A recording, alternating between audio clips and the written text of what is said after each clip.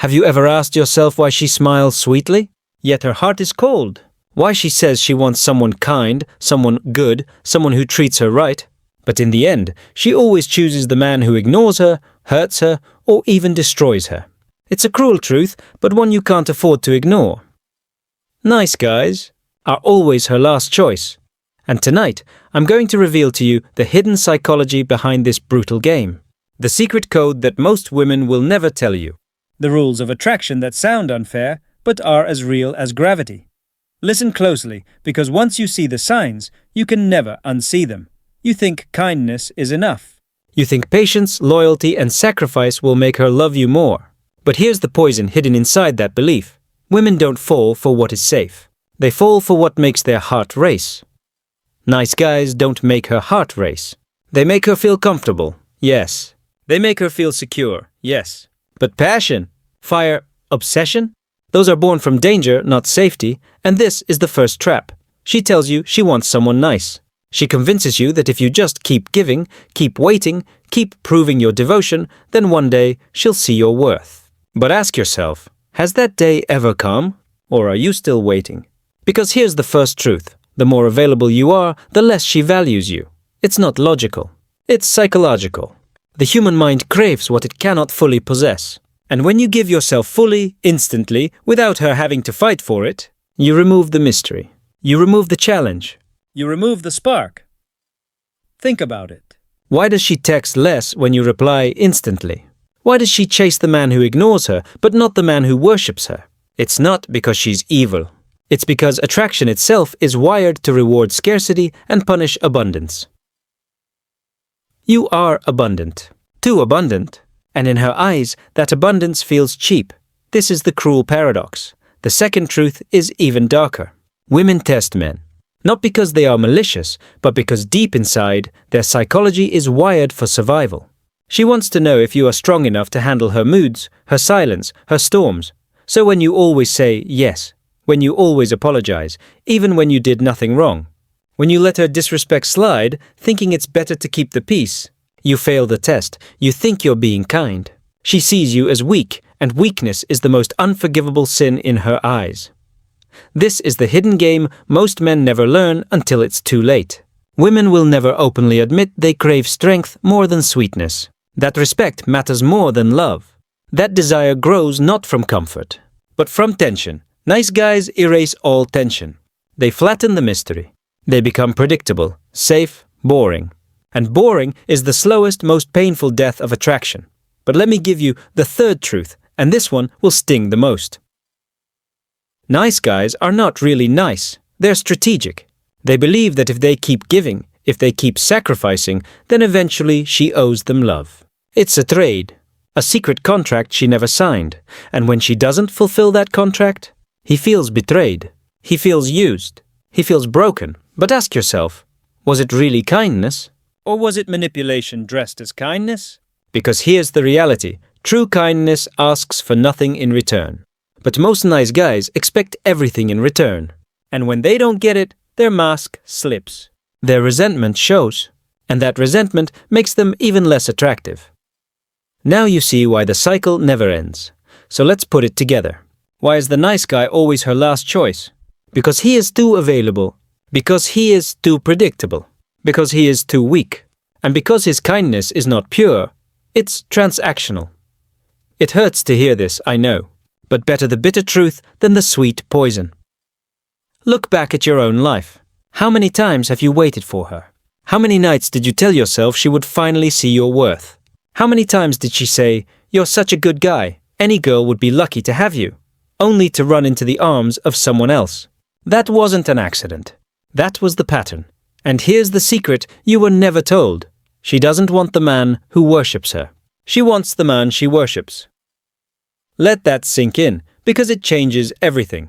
When you put her on a pedestal, you destroy the very dynamic that creates attraction. You become the servant.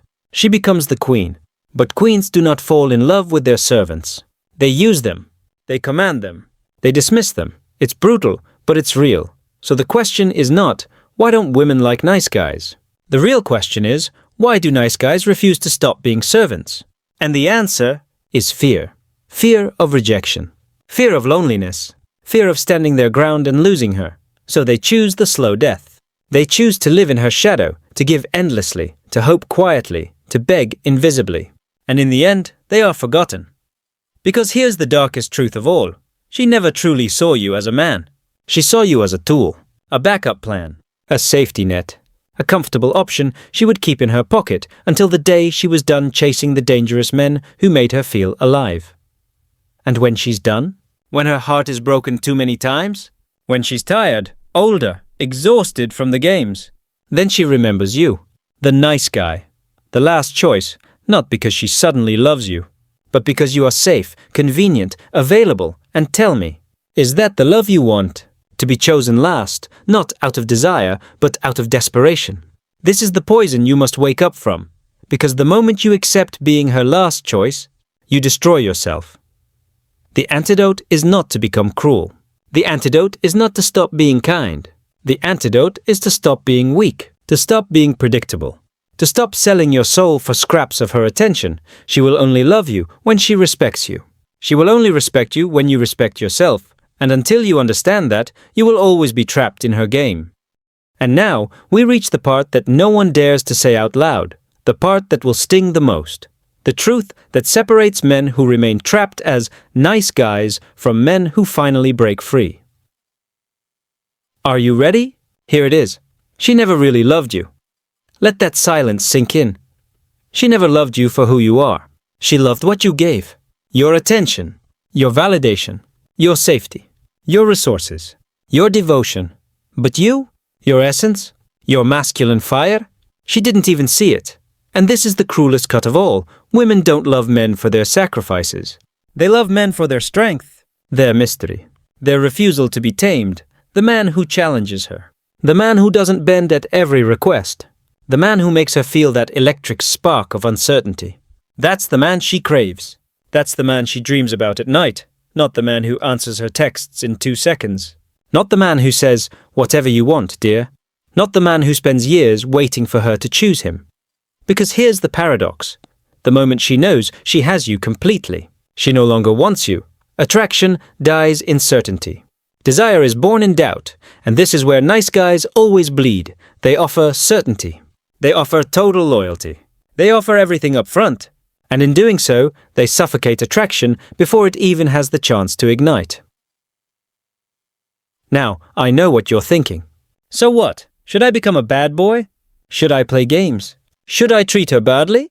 No, that's not the answer, because the so-called bad boy isn't powerful because he is cruel. He is powerful because he is free. Free from her control. Free from her approval. Free from the fear of losing her. And freedom is the ultimate magnet. That's why women chase him. Not because of his insults or recklessness, but because he doesn't need her.